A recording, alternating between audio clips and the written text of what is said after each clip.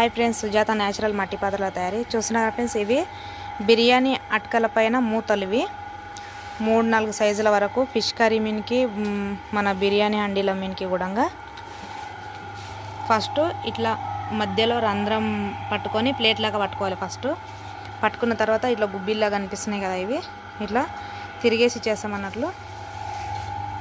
అవి మా బావ ఇక్కడ తయారు చేస్తున్నాడు. మొత్తం వీడియో చూపిస్తున్నాను.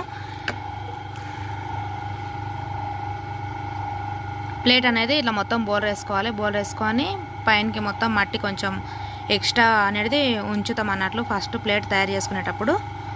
ఇప్పుడు ఆ మట్టిని పైన వరకు తీసుకోవాలి. తీసుకుపోయి అది గుబ్బిలేక తయారు చేసుకోవాలి. ఇట్లా మొత్తం